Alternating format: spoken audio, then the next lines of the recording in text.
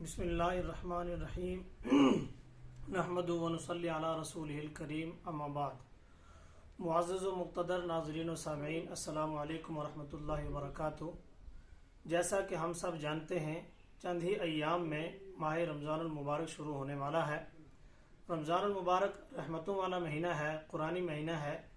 اور نبی پاک صلی اللہ علیہ وسلم ماہ رجب ہی سے دعائیں کرتے تھے، اللہ ہمیں رمضان المبارک نصیب فرما۔ مومن کی اصل زندگی مرنے کے بعد شروع ہوتی ہے، اور وہاں کی کامیابی اور کامرانی منحصر ہے یہاں کے نیک اعمال پر۔ یعنی مانا جائے تو رمضان المبارک نیکیوں کا سیزن ہے، جس میں انسان خوب نیکیاں کر کے اپنی آخرت کو اچھا کر سکتا ہے، بنا سکتا ہے۔ ہمیں چاہیے کہ ہم رمضان المبارک کی فضیلت و اہمیت کو اپنے علماء کرام سے سنیں،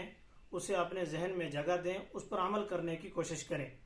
میرے لیے اور میرے سامعین و ناظرین کے لیے آج بڑی خوش قسمتی کی بات ہے کہ آج ہمارے ساتھ موجود ہیں حضرت مولانا مفتی شفیق الرحمان صاحب قاسمی دامت برکاتہم العالیہ، ناظم و محتمیم جامعہ قاسمیہ دارالعلوم بٹ کوٹ ہندواڑہ۔ حضرت استقبال رمضان کے حوالے سے چند اہم باتیں پیش کریں گے۔ میں امید کرتا ہوں کہ آپ حضرات اسے غور سے سنیں گے اور اس پر عمل کرنے کی کوشش کریں گے، اور ساتھ ہی ساتھ اس پیغام کو دوسروں تک پہنچانے میں بھرپور کوشش کریں گے۔ حضرت بہت بہت شکریہ، جزاک اللہ، آپ نے اپنے قیمتی اوقات میں سے ہمارے لیے وقت نکالا۔ سوال یہ ہے حضرت، کیف نستقبل شہر رمضان، ہم رمضان المبارک کا استقبال کیسے کریں؟ بسم اللہ الرحمن الرحیم، الحمد للہ رب العالمین، الصلاة والسلام علی سیدنا و مولانا محمد النبی الرحمت الرسول الامین، علیہ التحیۃ والتسلیم، صلی اللہ تبارک و تعالی علیہ وسلم تسلیما، وعلی آلہ الطیبین الطاہرین واصحابہ المکرمین، وعلی جمیع الملائکۃ والانبیاء والمرسلین، وعلی عباد اللہ الصالحین، وعلی من تبعہم بإحسان الی یوم الدین، اما بعد، فاعوذ باللہ من الشیطان الرجیم، بسم اللہ الرحمن الرحیم، یا ایہا الذین آمنوا کتب علیکم الصیام کما کتب علی الذین من قبلکم لعلکم تتقون، صدق اللہ العلی العظیم وصدق رسول النبی الکریم۔ حق تعالی شانہ نے اپنے بندوں کو ایمان کی برکت اور نعمت عطا فرمائی، تو اس کے ساتھ ایمان کی زیادتی اور اضافے کے لیے اعمال کا ایک بڑا ذریعہ اور ذخیرہ بھی عطا فرمایا، جیسے نماز ہے، روزہ ہے، زکوٰۃ ہے اور حج ہے۔ ان تمام اعمال کا مقصد جہاں ایمان کی زیادتی اور اضافہ اور آخرت میں نجات ہے، وہیں اللہ تعالیٰ نے ان اعمال کے اندر دنیاوی فوائد اور ثمرات بھی چھپا کر رکھے ہیں۔ رمضان المبارک کے روزے فرض کیے گئے تو حق تعالیٰ شانہ نے رمضان کے روزوں کا دنیاوی فائدہ بھی بیان کیا ہے، اور حدیث قدسی بھی ہے کہ حق تعالیٰ شانہ ارشاد فرماتے ہیں کہ روزہ ایک خاص ایسا عمل ہے جس میں کسی دوسرے کی شرکت یعنی ریا کا اندیشہ اور امکان نہیں ہے، اس لیے یہ خاص میرے لیے ہے، اس کا بدلہ اور اس کی جزا میں خود ہوں یا میں خود اس کی جزا عطا کروں گا۔ لیکن دنیاوی اعتبار سے حق تعالی شانہ نے ہر انسان کے اندر دو طاقتیں اور دو مادے خیر کے اور شر کے رکھے ہیں کہ اللہ کے احکامات چاہے وہ اوامر ہوں یا منہیات ہوں، ان کو پورا کرنے کے لیے خیر کی طاقت کا غالب رہنا اور شر کی طاقت کا مغلوب ہونا یہ مقصود شریعت ہے۔ ہم اپنے ماحول سے متاثر ہو کر یا حالات کے تأثر کی وجہ سے یا نفس اور شیطان کے اثرات کی وجہ سے اللہ تعالیٰ کے احکامات کو پورا نہیں کر پاتے، جس کی وجہ سے مسلسل نافرمانی اور ناقدری کے اسباب ہمارے ایمان کے ضعف اور کمزوری کا سبب بنتے ہیں۔ پھر ایسی صورتحال پیدا ہو جاتی ہے کہ ہم نیکی کرنا چاہیں تو نہیں کر سکتے، اور گناہ سے بچنے کی خواہش ہونے کے باوجود گناہوں سے نہیں بچ پاتے۔ تو قرآن پاک نے اس ایمانی قوت کے اضافے کو بیان کرنے کے لیے ذریعہ قرآن پاک نے رمضان کا روزہ بیان کیا ہے، اور فرمایا یا ایھا الذین آمنوا، اے ایمان والو اور اللہ کے ماننے والو، کتب علیکم الصیام، تم پر روزے فرض کیے گئے ہیں، اور اس کا مقصد ہے لعلکم تتقون، تاکہ تم متقی بن جاؤ۔ متقی بننے کا مطلب یہ ہے کہ خیر کی طاقت اور خیر کا اثر غالب ہو جائے شر کی قوت و طاقت پر، کہ پھر گناہ کرنا مشکل ہو جائے اور نیکی چھوڑنا بھاری پڑ جائے، ایسے ہی نیکی کا کرنا آسان ہو جائے اور گناہوں سے بچنا آسان ہو جائے۔ جو شخص رمضان شریف کے روزے اس کے حقوق کے ساتھ حقوق کی رعایت کے ساتھ رکھے گا، حق تعالی شانہ 29 اور 30 دن کے روزوں کی برکت سے اس کے ایمان میں ایسی قوت و طاقت پیدا کر دیتے ہیں کہ پھر اگلے رمضان تک احکام شریعت پر عمل کرنا اس کے لیے اس کی طبیعت اور عادت بن جاتا ہے۔ رمضان شریف کے استقبال کے حوالے سے اس وقت ایک عام ماحول بنتا جا رہا ہے، جو ابھی سر دست تو ایک اچھا کام لگتا ہے، لیکن شاید رفتہ رفتہ یہ چیز آگے چل کر ہمارے ہاں کسی بدعت کی صورت اختیار نہ کر لے۔ وہ یہ ہے کہ رمضان شریف کے شروع ہونے سے کچھ دن پہلے مساجد کے اندر، مراکز کے اندر یا عام کمیٹیاں استقبال رمضان کے حوالے سے پروگرام منعقد کرتی ہیں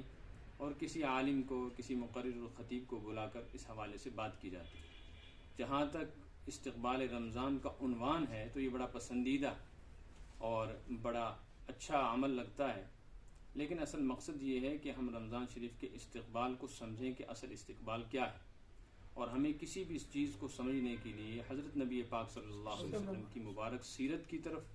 یا حضرات صحابہ کرام علیہم الرضوان کے طرز زندگی کی طرف مڑنا پڑے گا۔ آپ صلی اللہ علیہ وسلم کے اعمال میں حضرت عائشہ رضی اللہ تعالی عنہا سے مروی روایات سے یہ ثابت ہوتا ہے کہ آپ عموماً روزہ رکھا کرتے تھے، لیکن شعبان کے مہینے میں آپ کے روزوں کی کثرت ہوتی تھی کہ تعداد میں اضافہ ہو جایا کرتا تھا۔ اتنے روزے رمضان کے علاوہ اور کسی مہینے میں نہیں رکھے گئے جتنے ماہ شعبان میں رکھے گئے۔ اس کا مقصد یہ تھا کہ رمضان المبارک کے لیے تیاری کی جائے۔ اسی طرح ایک روایت سے معلوم ہوتا ہے کہ نصف شعبان یعنی شب برات کے بعد سے رمضان تک آپ علیہ الصلاۃ والسلام اپنے گھر کا بستر لپیٹ کر رکھ دیا کرتے تھے کہ آپ ہمیشہ ساری رات عبادت میں مصروف رہنے کے باوجود رمضان شریف سے پہلے کی چند راتوں کے اندر اپنی عبادات میں اضافہ کرتے تھے تاکہ رمضان شریف کا استقبال ہو سکے۔ رمضان شریف کے بڑے حقوق ہیں۔ حدیث پاک میں آیا ہے رب صائم، بہت سارے روزہ دار ایسے ہیں جو روزہ رکھتے ہیں، لیس لہ من الصیام الا الجوع، لیکن ان کے نامہ اعمال میں روزہ رکھنے کے باوجود روزے کا اجر اور ثواب نہیں لکھا جاتا، صرف یہ لکھا جاتا ہے کہ ان لوگوں نے رمضان میں فاقہ کیا۔ جیسے یہ حدیث میں آئے کہ رب قائم لیس لہ من القیام الا السحر، بہت سارے شب زندہ دار اور راتوں کو عبادت کرنے والے، رونے دھونے والے، رکوع و سجود میں رہنے والے لوگ ایسے ہیں کہ ان کی یہ ساری عبادت اور ریاضت ان کے نامہ اعمال میں نیکی کی صورت میں نہیں لکھی جاتی، بلکہ یوں لکھا جاتا ہے اس شخص نے ساری رات شب گزاری کی ہے اور رات جگہ کیا ہے، ساری رات جاگتا رہا، لیکن عبادت کا جو ثواب ہے وہ حاصل نہیں ہوتا۔ اس کی بنیادی وجہ یہ ہے کہ ہم شریعت کے احکام کو رسم کے طور پر کرتے ہیں، شرعی احکام کو شرعی تقاضوں کے مطابق کرنا چاہیے۔ استقبال رمضان کا اصل مقصد یہ ہے کہ رمضان اللہ کا ایک مہمان ہے، مہمان کے آنے سے پہلے اس کے استقبال کے لیے جیسے گھر میں انتظامات کیے جاتے ہیں کہ گھر کی صفائی ستھرائی ہوتی ہے اور گھر کے لیے مہمان کے آنے سے پہلے اس کی ضرورت کا سامان تیار کیا جاتا ہے، اس کے کھانے پینے کی ضروریات، اس کے آرام کا انتظام کیا جاتا ہے تاکہ مہمان کو کوئی شکایت نہ ہو، اسی طرح رمضان اللہ کا مہمان ہے تو اس کے آنے سے پہلے یہ بات سوچنی ہے رمضان میں عبادات کا کچھ اضافہ ہے، 5 نمازوں کے ساتھ 20 رکعت تراویح کا اضافہ ہے، قرآن پاک کی معمول کی تلاوت سے کچھ زیادہ تلاوت کرنی ہے، رمضان المبارک میں قرآن پاک تراویح میں مکمل سننا یا سنانا ہے،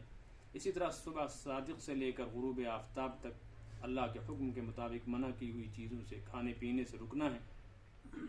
ایسے ہی اپنی زبان کی، نظر کی، کان کی، دل و دماغ کی، تصورات و خیالات کی پوری حفاظت کرنی ہے، کیونکہ حدیث میں جھوٹ بولنے کو، دھوکہ دینے کو، چغلی کرنے کو، غلط زبانی اور غلط گمانی اور غلط نگاہی کے مرتکب کو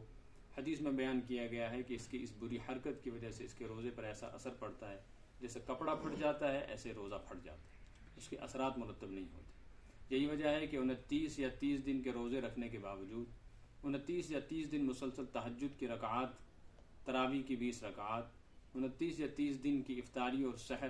اور تراویح میں پورا قرآن سننے کے باوجود عید کا چاند نظر آنے کے بعد وہ پرانی معمول کی زندگی ہماری لوٹ آتی ہے اور رمضان مبارک کے اثرات فوراً ختم ہو جاتے ہیں۔ ضروری ہے کہ آدمی اس بات کو سمجھے کہ رمضان کا تقاضا یہ ہے کہ اعمال میں تبدیلی ہو، اخلاقیات میں تبدیلی ہو، اسی طرح ایمان کا اضافہ ہو، تو رمضان شریف سے پہلے رمضان کے استقبال کے لیے اپنے معمولات اور اعمال میں تبدیلی کی جائے کہ رمضان میں 20 رکعت تراویح مزید پڑھنی ہے تو 5 نمازیں پابندی سے پڑھنے والے کم از کم 4 رکعت نوافل کا اہتمام رمضان سے پہلے پابندی سے کریں کہ کہ 2 رکعت وہ دن میں پڑھیں، 2 رکعت مغرب بعد یا عشاء بعد پڑھیں، کہ 4 رکعت کا اضافہ کل 20 رکعت آسانی کے ساتھ ادا کروا دے گا۔ اسی طرح قرآن پاک جو لوگ رمضان مبارک میں سنتے ہیں تو ان کے لیے ضروری ہے کہ وہ رمضان المبارک سے پہلے ہی روزانہ دن میں یا رات میں جتنا حصہ ان کو قرآن پاک کا یاد ہے، کچھ بڑی صورتیں یاد ہیں، وہ نوافل میں پڑھنے کی کوشش کریں تاکہ زیادہ دیر تک قیام نماز کے اندر آسان ہو جائے۔ رمضان مبارک میں قرآن پاک کا ایک حق ہے کہ اس کی مکمل تلاوت کی جائے، پھر جس شخص کی جیسی حیثیت ہو، حافظ قرآن سنائے یا قرآن سنے۔ اگر ایسے حالات نہیں ہیں تو کم از کم اس کو اس بات کا اہتمام کرنا چاہیے کہ وہ رمضان مبارک میں قرآن پاک کے 4 مرتبہ 4 ہفتے میں تلاوت مکمل کر سکے۔ اور اس میں حافظ قرآن کو 1.5 گھنٹہ لگتا ہے، جو حافظ قرآن نہ ہو اس کے لیے ضروری ہے کہ کم سے کم وہ 3 یا 2 قرآن پاک مکمل پڑھے۔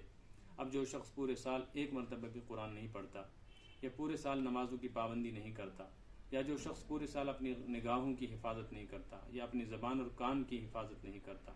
اس کے تصورات اور خیالات غلط ہیں۔ اور موبائل کے اس دور میں تو ہر چیز بدل گئی ہے اور ہر چیز پر اس کے منفی اثرات پڑے ہیں، تو جو ماہ رمضان کے علاوہ ان چیزوں کی پابندی نہیں کر پاتا ہے اعمال کی، اور وہ ان دنوں میں بھی اعمال کی طرف متوجہ نہ ہو، اچانک رمضان پہنچے تو اسی دن اس نے عصر نہ پڑھی ہو، فجر نہ پڑھی ہو، تو عشاء کی نماز میں 20 رکعت تراویح پڑھنا اس کے لیے کیسے ممکن ہو؟ اور اگر یہ پڑھے گا بھی تو 2-4 دن کے بعد اس کی یہ پابندی چھوٹ جائے گی، اور پھر رکعتیں کم ہوتے ہوتے ایک وقت ایسا آئے گا کہ آخر رمضان جہاں جہنم سے آزادی کا پروانہ ملنا چاہیے، وہاں شب قدر کے بعد اس کی تراویح کی چھٹی ہو جاتی ہے۔ اسی طرح جو شخص پورے سال 1 مرتبہ بھی قرآن پاک پڑھنے کو تیار نہ ہو اور 11 مہینے میں وہ قرآن پاک کی 1 مرتبہ مکمل تلاوت نہ کر پائے، کیسے ممکن ہے کہ یہ شخص رمضان مبارک میں 30 پارے تراویح میں سنے گا یا 30 پارے تراویح میں سنائے گا؟ جو شخص اپنے زبان کی، نظر کی، دل و دماغ کی مکمل حفاظت نہیں کرتا، یہ کیسے ممکن ہے کہ رمضان کا روزہ رکھتے ہی وہ ان تمام چیزوں پہ قابو پا لے؟ اس کے لیے ضروری ہے کہ رمضان سے پہلے رمضان کا استقبال ان اعمال کے ساتھ کیا جائے کہ جن گناہوں میں ہم مبتلا ہیں ان گناہوں کو ہم چھوڑنے کی ابھی سے کوشش کریں، قرآن پاک کی تلاوت کا اہتمام کریں، اور اسی طریقے سے اپنی نمازوں کے ساتھ نوافل نمازوں کا کچھ اہتمام کریں، اپنی زبان کی حفاظت کریں، جہاں تک ممکن ہو خاموش رہنے کی کوشش کریں، جہاں تک ممکن ہو اپنے تعلقات کو رمضان سے پہلے ان 15 دنوں میں 10 دنوں میں محدود کر لیں اور صرف ضروری تعلقات اور رابطے رکھیں۔ آج کل موبائل نے ایسے حالات بنا دیے گئے ہیں کہ کسی کے ساتھ رابطہ رکھو نہ رکھو، کہیں آؤ جاؤ یا اپنے ہاں رہو، تب بھی انسان اس موبائل کی وجہ سے لوگوں کے ساتھ ایسا الجھا اور گھرا رہتا ہے کہ اس کے پاس نماز تک کا وقت نہیں ہے، اپنے مہمان سے بات کرنے کا وقت نہیں ہے، میزبان سے کھل کے بات کرنے کا وقت نہیں۔ اس کے لیے ضروری ہے کہ استقبال رمضان کے معمولات اور اعمال میں موبائل کا استعمال کرنے والے لوگ کم از کم اپنی ترتیب یہ بنا لیں کہ وہ دن میں کوئی وقت متعین کریں جہاں 1 گھنٹے کے لیے موبائل کا ڈاٹا آن کر کے جو انٹرنیٹ سے متعلق معلومات ہیں یا ان کے میسیجز اور روابط ہیں ان کا استعمال کریں، اور باقی 23 گھنٹے انٹرنیٹ کا ڈاٹا بند رکھیں تاکہ ابھی سے عادت ہو جائے تو رمضان مبارک میں موبائل کا کم سے کم استعمال ہوگا، جس کی وجہ سے وقت بچے گا انشاءاللہ، اور اس وقت کے بچنے کی وجہ سے پھر معمولات کرنے آسان ہو جائیں گے۔ اللہ تبارک و تعالی ہم سب کو عمل کی توفیق عطا فرمائے، رمضان مبارک کی برکتوں سے پوری امت مسلمہ کو ہم کو فیضیاب فرمائے۔ جو زندگی ہماری اب تک نافرمانی میں گزری ہے اور جتنے رمضان ہم نے اب تک گزارے اور قدردانی نہیں ہو سکی، اللہ ہمارے ان جرائم کو معاف فرما کر اب جو رمضان شریف آ رہا ہے اللہ اس کی برکتوں اور رحمتوں سے ہم سب کو نوازے اور ہمیں رمضان مبارک کی پوری قدردانی کی اور اس کی وصولیابی کی توفیق نصیب فرمائے۔